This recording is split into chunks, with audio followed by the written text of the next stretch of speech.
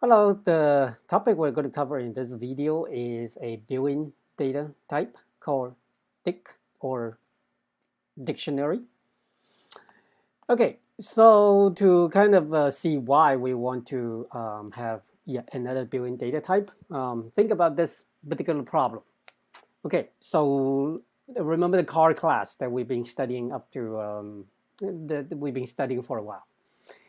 Every car, every manufacturer, ever made has a unique identifier. It's called the vehicle identification number or VIN in short, right? Okay, so we can have a very kind of minimum class for car that incorporate the VIN as one of the instance attributes of a car, right? So we just have the thunder in it, then the string method. Now, what we often have to do, given many cars, is that we want to look up a car by its VIN, because again, it's a unique identifier.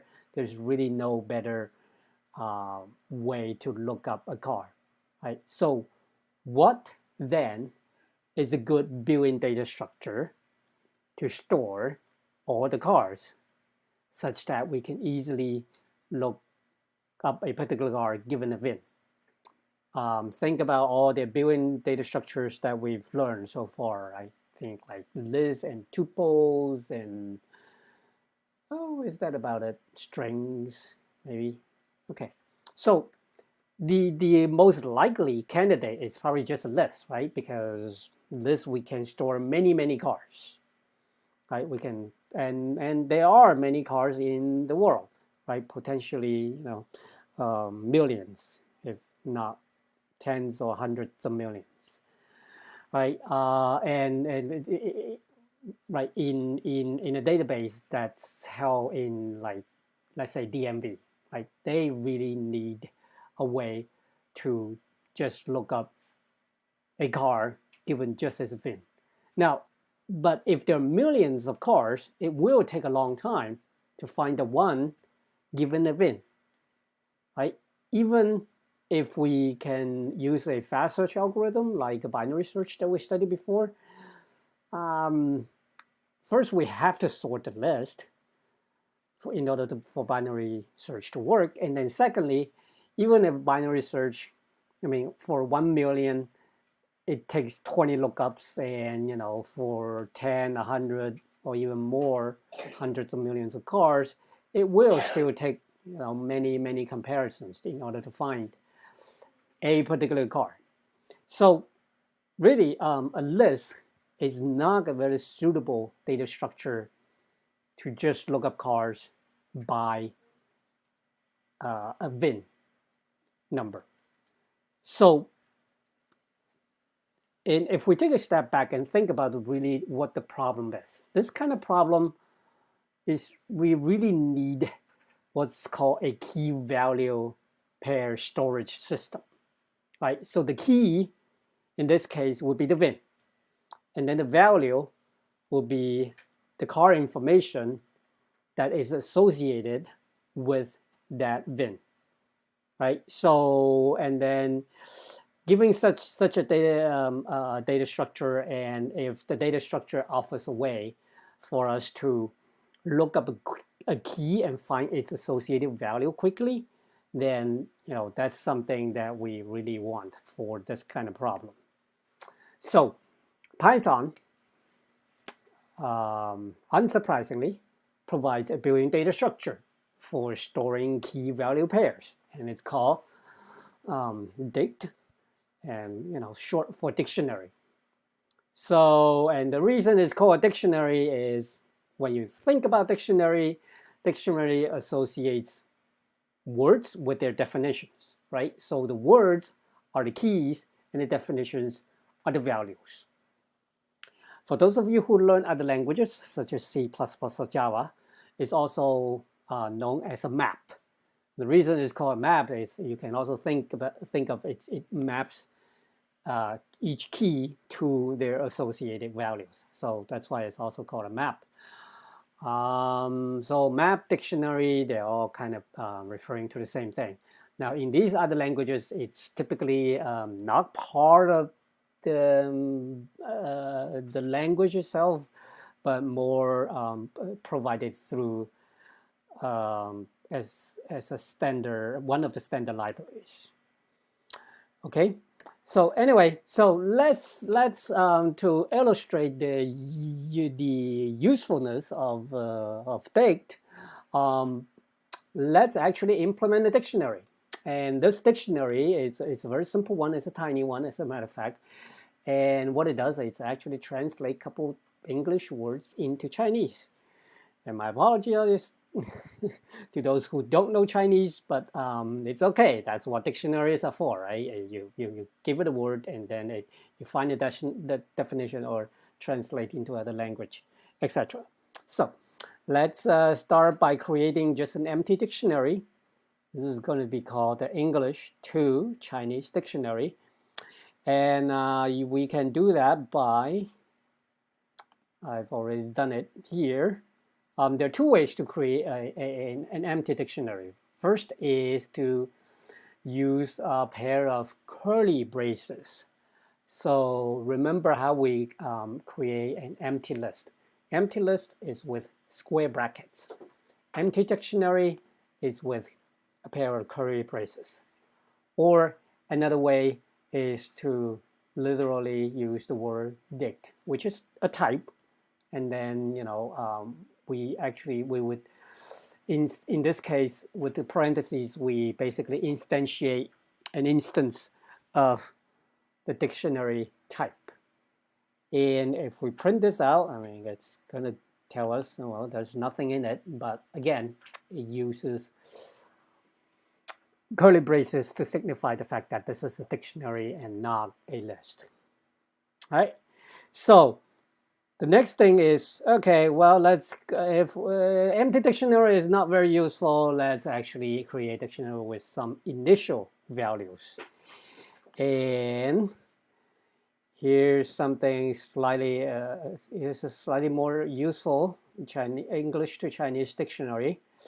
So the English word one translates into Chinese is this. It's really not that hard. It's just a single bar. So that's one. Two is 2 bars. And 3 is 3 bars, right? Pretty straightforward. And note the way that we initialize a dictionary with some initial key value pairs is one key value pair. We start with a key, so this is key, and in this case, the type for the key is just a string. We follow that by colon, and then we follow that by with the value, which in this case is another string, and then we end this pair with a comma, and then we can start the next pair, and then we can do the next pair, and so on.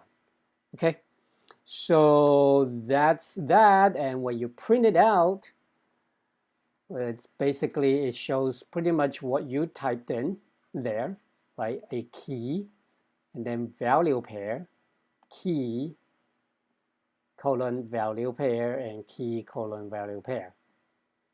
Okay. So that's that. And then the next thing we want to do is, okay, we just said the entire reason we want to go with a dictionary rather than a list is that we can quickly look up something, right? So let's actually look up how, let's say what is the number, what is 2 in Chinese. So let's say, and the way to look up something in a dictionary, you can do the dictionary.get and then give it a key. So key, let's say 2, and then I run this, and it gives us 2 in Chinese, right? This is the value. We give it a key, it returns the value. This is one way to look up something in a dictionary, but the more common way is to actually use a slightly different notation. And this one looks actually kind of familiar. it looks like kind of a list, right? And we're starting with the square brackets, and we put in, for a list, we put a number in here, which is the index. And for a dictionary, we put the key in here. Okay, so that would do exactly the same thing as before, and this is considered more readable than .get. So this is, again, just kind of, looking up or retrieving the value for a given key. All right? And know that the kind of access this is, we're not changing what's in the dictionary. We're retrieving what's in the dictionary. So this is a read access or a right-hand side access. Okay. Now, what about when we look up something and it's not there? So let's say, we try 10. We don't have a 10 in here. And there. We actually, not surprisingly, for non-existent key, it actually give us an exception that we've talked about, that it tells, hey, I don't have a key that's 10. So yeah, you go handle that. Okay, so that's that. When you're looking up non-existent key, it throws you an error or throws you or raise an exception. And the next thing is, okay, so what if we want to insert something new? Let's say we only have 1, 2, 3. Let's say we want to insert 4 now. So the way to do it is we start with the dictionary, and then we want to say, we want to associate a value with the key 4. So I put the, actually I probably should not erase that last one. Okay, so let me just do this. Well, it should be 2. Okay, so again, I start basically like when we're retrieving the value for a key, but except now we're not retrieving the value for a key, but we are associating a new value with the new key. So we start with the key, the dictionary and the key, and then we assign it a new value, and you would think that it's 4 bars, but it's not 4 bars. Things start to get complicated once we go beyond 1, 2, 3 in Chinese. So this is the character for 4. All right.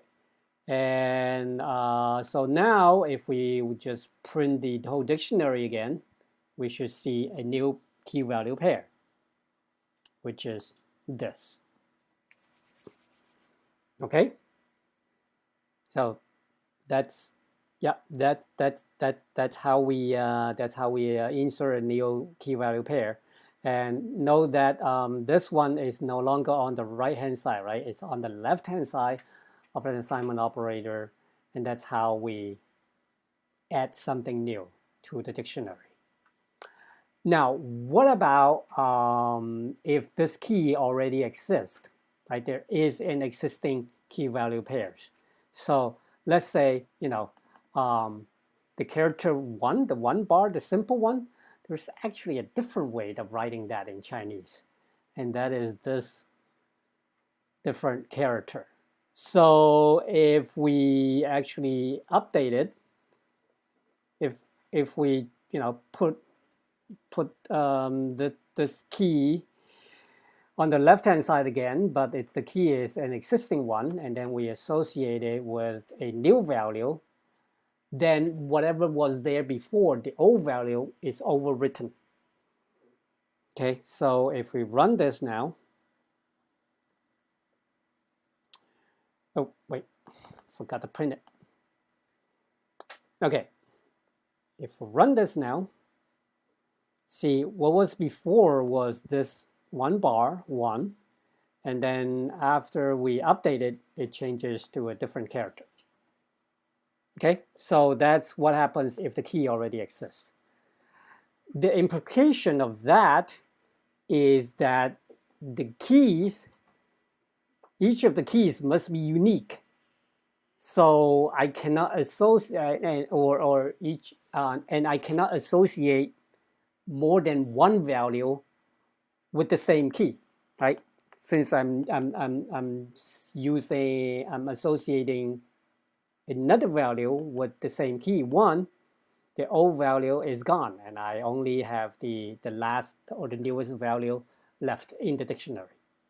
And the next topic is, yeah, we can add, we can change things, and then we can also delete things using the del keyword, and we can delete by the key, which is 4. Okay, so, and if we print the dictionary again, 4 should be gone, and 4 is gone now. All right, that's how you delete something by the key from a dictionary.